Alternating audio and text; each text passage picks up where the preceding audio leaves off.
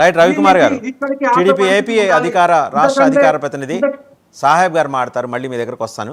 సాహెబ్ గారు, so links establish అవుతున్నాయండి నెమ్మదిగా. సిగ్నల్స్, టెలిఫోన్ సిగ్నల్స్ కనెక్ట్ అవుతున్న ప్రకారం 4-5 ప్రాంతాలతోటి, ప్రత్యేకించి పిల్లర్ నెంబర్ 130 నుంచి 180 మధ్య express PV Narasimha Rao express highway ఎయిర్పోర్ట్కి వెళ్ళేదారు. అక్కడ కిషన్ బాగ్ ప్రాంతానికి ఎక్కువ ఫోన్ కాల్స్ వెళ్ళినాయి. ఈ సస్పెక్ట్స్ అనుమానిత ఉగ్రవాదులు అంటే ఇంకా కన్ఫర్మ్ చేయకూడదు కదా, మనకి పెద్ద రాజ్యాంగం ఉంది, చట్టాలు ఉన్నాయి కదా, వాళ్ళని అలాగే అనుమానిత ఉగ్రవాదులని మనం సంబోధిద్దాం. వాళ్ళకి లింక్స్ అక్కడ ఎస్టాబ్లిష్ అవుతున్నాయి. సో మీరు కనుక గమనిస్తే పొద్దున పూట వచ్చే వాట్సాప్ సందేశాలు ఉగ్రవాదానికి మతం లేదనేది పక్కన పెడితే ఇప్పుడు కళ్ళ ముందు ఎస్టాబ్లిష్ అయింది. సరే, మీరందరూ మీ పార్టీ తరఫున మీరు ఖండించారు. నేనేది ఏంటంటే సాలిడారిటీ ఎక్స్ప్రెస్ చేసే విషయంలో అన్ని పార్టీలు ముందుకు వచ్చాయి. ఎవరిని తక్కువ చేసి చెప్పాల్సింది లేదు, ఎక్సెప్ట్ కాంగ్రెస్ అందరూ కూడా ముందుకు వచ్చారు. ఆయన రాహుల్ గాంధీ ఉగ్రవాద దాడిని మేము ఖండిస్తున్నాం. ఇంకొక ఆయన అంటాడు రాబర్ట్ వాద్రా అని, వారి బావగారు, వారేమంటారు, ఇది మోడీకి, బీజేపీకి, హిందువులకి హెచ్చరికట. మరి ఈ దేశంలో ఎందుకుంటాం? ఆయన పాకిస్తాన్ పాస్పోర్ట్ తీసుకుని వెళ్ళిపోయి అక్కడ ఉండొచ్చుగా. వాసుదేవన్ గారు, తమరికి ప్యానెల్లో ఉండేటువంటి మిత్రులకు, డబల్9 టీవీ వీక్షకులందరికీ నమస్కారం అండి. ఒకటి, చాలా సందర్భాల్లో చూసామండి, భారతదేశంలో ఏది జరిగినా కానీ ఒక మతం మీద ఆపాదించడం కరెక్ట్ కాదు. ఇస్లాం కావచ్చు, హిందూ కావచ్చు, ఎవరైనా కానీ మనందరం కలిసి అన్నదమ్ముల్లా ఉన్నటువంటి ఈ భారతదేశంలో ఇష్యూలు జరిగినప్పుడల్లా కూడా, ఇప్పుడు బీజేపీ మిత్రులు మాట్లాడినా కానీ ఎవరు మాట్లాడినా కానీ భారతదేశంలో మనందరం కలిసి ఉంటున్నామండి అన్నదమ్ముల్లాగా. కానీ ఇటువంటి హేయమైన పరిస్థితుల్లో కలిసి ఉంటున్నాం. జనరల్ మునీర్ ఏం మాట్లాడాడు ఇందాక చూశారు కదా మీరు, పాకిస్తాన్ లేదు మాట్లాడటం కాదండి, ఇది మమతా బెనర్జీ ఏం మాట్లాడిందో చూశారు కదా. లేదు వాసుదేవన్ గారు, వీళ్ళతో మీరు జర్నీ చేస్తారు, మళ్ళీ జర్నీ వాసుదేవన్ గారు, నేను చెప్పేది కూడా వినండి. నేను చెప్పేది వినండి వాసుదేవన్ గారు.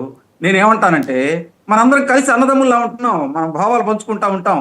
కరోనా సమయంలో చూడండి, ఏదైనా ఇష్యూ జరిగినప్పుడు వెళ్ళి మరి ముస్లిం సోదరులు ఎంతో మంది భుజాల మీద ఆ శవాలను మోసుకుంటా వెళ్ళారండి.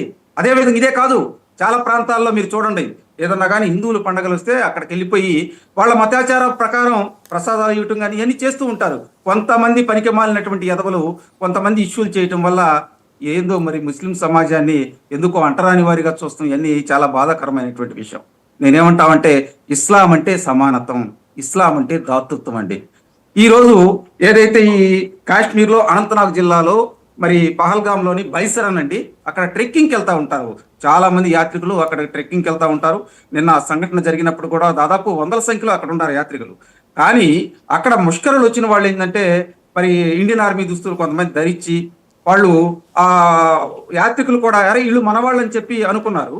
కానీ అక్కడ ఏం చేశారంటే పిల్లల్ని పెద్దవాళ్ళని బైఫ్రికేట్ చేసిన మాట వాస్తవమే. కానీ అక్కడ ఇస్లాం ప్రకారం మీరు హిందువులా ముస్లింలు అనేది మాత్రం అక్కడ లేదండి. ఎందుకంటే అక్కడ ప్రత్యక్ష సాక్షులు చెబుతున్నారు. అదే విధంగా నేనేమంటానంటే చూశారు కదా, అడిగి మరీ చంపారని చూశారు కదా. పల్లవి మంజునాథరావు గారు మాట్లాడారు, వాసుదేవన్ గారు అక్కడ ప్రత్యక్ష సాక్షులు చెబుతున్నారండి కొంతమంది.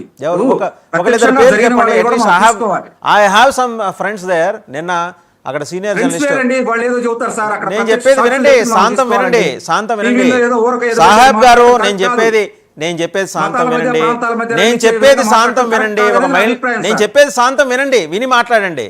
ఒక మహిళా జర్నలిస్ట్ 20 ఏళ్ళుగా నాకు పరిచయం, ఫర్జానా ముంతాబ్స్ గారు, వారు మాట్లాడారు.